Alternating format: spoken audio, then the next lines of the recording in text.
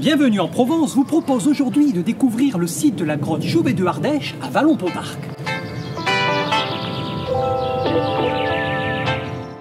Alors là, on s'apprête à rentrer dans la réplique de la grotte Chauvet, où on va trouver des dessins, des peintures, des gravures, dont certains ont été faits il y a 36 000 ans et qui sont parmi les premiers dessins de l'humanité. Alors là, on est face à un premier grand panneau où il y a une cinquantaine d'animaux. C'est principalement au charbon de bois et c'est daté au carbone 14 d'il y a 36 000 ans. Ce qui est très intéressant, c'est qu'on voit qu'il y a une sélection de la paroi, que les dessins ne sont pas faits au hasard et qu'on va utiliser les reliefs naturels du support, de la roche. On voit aussi qu'il y a une préparation avant de dessiner. On est allé gratter la paroi pour enlever une couche argileuse et pouvoir dessiner directement sur le calcaire. Donc on voit que c'est vraiment anticipé, que c'est organisé, que c'est pas quelque chose de lié au hasard. Et sur les techniques de représentation, c'est très précis, du mouvement, de la perspective, de la réserve de clair.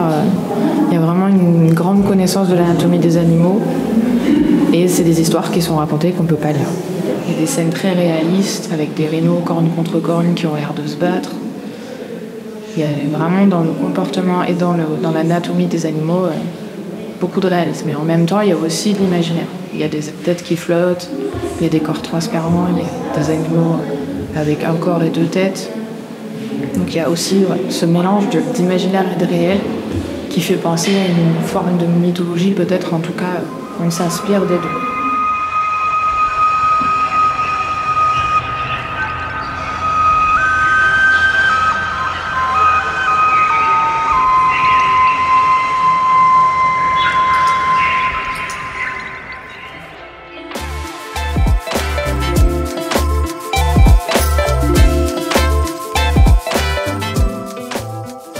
Alors là, on est devant la galerie de l'Aurignacien, qui est un centre d'interprétation qui présente l'Aurignacien, première culture du Paléolithique supérieur, à travers différents pôles, le climat, la vie quotidienne à l'Aurignacien, les techniques artistiques et avec au milieu les animaux grandeur nature, certains animaux de l'époque.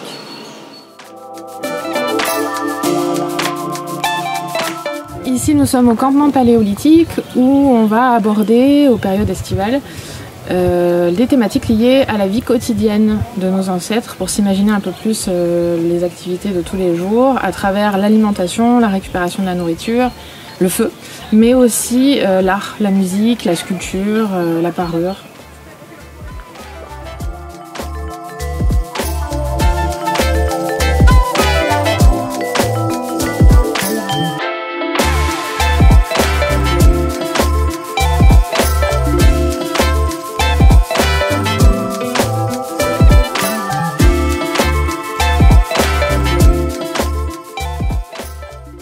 Un grand merci à Christy Broche pour ce voyage passionnant aux origines de l'art et nous vous donnons rendez-vous prochainement pour découvrir d'autres sites de visite culturelle avec Bienvenue en Provence.